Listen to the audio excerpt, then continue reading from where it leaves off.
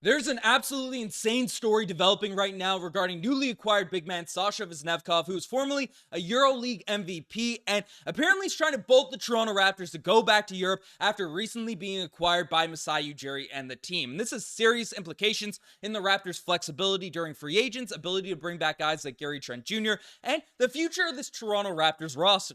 Because Sasha is a guy that seems like an intriguing piece for the Toronto Raptors if he's going to stay on this side of the pond. So we're going to break all down the latest because frankly there are conflicting reports going on right now from credible sources all around regarding whether or not he's going to stay, whether or not he's going to leave, if he's trying to force his way out, all of this type of stuff. So we're going to break down all of the latest developments. But before we do, folks, again, if you're trying to stay up to date with everything regarding this Toronto Raptors team, you're part of the 51% that hasn't subscribed just yet. Make sure you guys hit that subscribe button so you don't miss a single thing this off season. And means the world to me. But let's dive into just the madness of what's been going on. Because, again, a couple days ago, I reacted to it live. The Toronto Raptors made a trade, bringing in, with the Sacramento Kings, bringing in Sasha Vezenkov, Davion Mitchell, the 45th overall pick in this year's NBA draft, as well as Portland's 2025 second rounder, which is going to be very, very valuable in the same way that the Detroit Pistons pick was this season, as the Portland Trailblazers project to be really bad next season. So that trade happened, and Sasha's a guy that's a very interesting player brought back in this deal. Now, even when that trade initially went out, there was speculation that Sasha was trying to get back to Europe. He wasn't happy with the specific year with the Sacramento Kings. And I even speculated in my initial reaction that, because I saw all the stuff coming out from Sacramento and said, hey, will he stay? Will he go? Maybe there's an agreement by Masai to say, hey, we'll let you walk, we'll let you leave. Well, there's conflicting reports onto that because the first thing that came out in that regard came from Sport Nando, who's a big European basketball follower, credible on those lines. But essentially, Sasha Vezenkov has reportedly decided to return to Europe by signing a multi-year deal with Olympiacos over there in Europe, basically back overseas. So that's something that came out, and I was like, oh, that kind of sucks because he's an interesting player, especially 6'9", even though he's older, doesn't fit the Raptors timeline, not old and washed by any means, but only averaged 5 points, 2.3 rebounds, did shoot 38% from behind the three-point line, and shot 43% on corner three. So you put him in a lineup with Scottie Barnes, RJ Barrett, able to kick the ball out to him.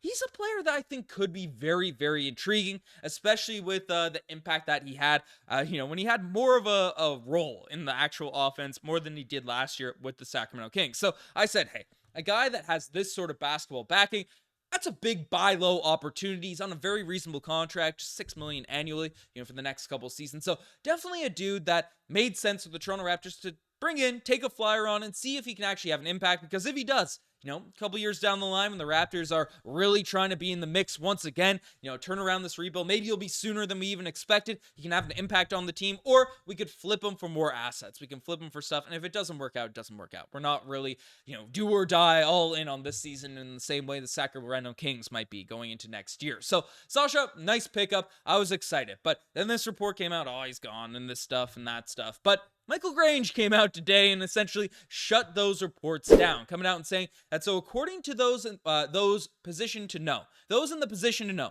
reports that Sasha Vezenkov is leaving the NBA to play in Greece are not true. The former King has 1 year left on his NBA deal, and the Raptors control his rights and have no intention of waiving him and expect to have him in training camp. Carry on. So again, people bring up Michael Grange's credibility. He gets draft picks wrong. He's gotten some trade stuff wrong in the past. All of this type of stuff. And Sportando is a pretty credible, reliable source in regards to, especially European prospects, European players. So I've seen people go back and forth on this, but frankly, I trust Michael Grange on this one. This man has direct insights in terms of Masai Ujiri's, front line. I think when Michael Grange gets something wrong, it's because Masai Ujiri's trying to change the narrative, trying to adjust things out there in the media. I've had that stance for the last couple years. That's why I keep sourcing Grange and bringing him up when these discussions actually happen. So Michael Grange is coming out and discussing this regarding Sasha, and it's essentially shutting all that stuff down. Masai Ujiri is not letting this guy walk for nothing because, again, he's an interesting piece, he's an interesting player, and the Raptors right now are not in a position to let assets just go out willy-nilly, be doing new guys a favor, all of that type of stuff. We need to maximize on all of the trades, all of the momentum, all the roster spots that we have. And Sasha Vezenkov is a guy that definitely has a higher upside and could actually have a role on this Toronto Raptors team for next season. But Will he leave? Will he not? Again, we don't really know because this is a very credible source over in Europe. And it kind of made sense when that report did come out about him leaving, because if his money comes off the books, the Raptors could have room for a mid-level exception signing under the tax. It's probably not enough for Gary Trent Jr., though maybe depending on Immanuel Quickley's structure and how they sign their second rounders, it's definitely just one or the other still. But Daniel, that's come from Daniel Hackett, a guy that's on Twitter a ton discussing Toronto Raptors cap breakdowns and all of that. But basically, if we let him walk, if we let him go for nothing, there's been a lot of discussions about the Toronto Raptors' current cap situation in the short term, because we just picked up Bruce Brown's team option, which is going to net us around $23 million for next season into the Toronto Raptors cap. We just gave Immanuel Quickley roughly $35 million per year. Scottie Barnes just signed a massive deal out there in the future. And the Raptors, just given how we ended off last season,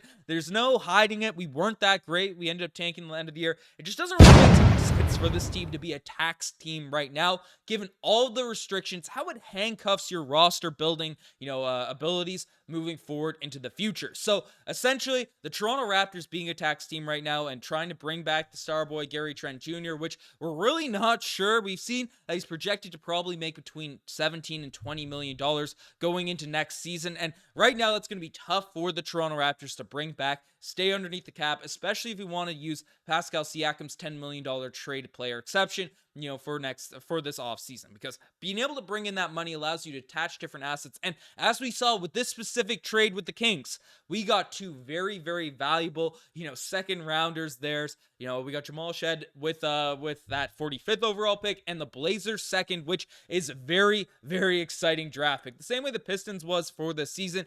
Blazers pick in 2025 is going to be valuable. So having all of that cap space, the Raptors, in a retool, in a rebuild, it's not essential to have all that money. And Scottie Barnes extension isn't on the books till the season following. I mean, we have to take advantage of this opportunity to get things right with the players that we have and things that are ongoing right now. And again, we can take a look at the rest of the roster. We still have Poeltl. We still have guys, mobility, whether Vezenkov is on the roster or not, to stay under that tax to make things happen. But it's easier if he leaves. But again, it's losing an asset, it's losing a guy that you're taking a flyer on that could provide some value, and then just let him go for nothing. But Grange is essentially saying that the Raptors from the front office throwing shade on the European reporters, that those in the know are saying that Sasha has to play. He has to honor his contract if he wants that bread, if he wants that stuff going on there right now. The Raptors control his rights, and he's not going to be able to leave. So despite the fact he was a European MVP, despite the fact he didn't have the greatest sort of stint in the NBA for his first season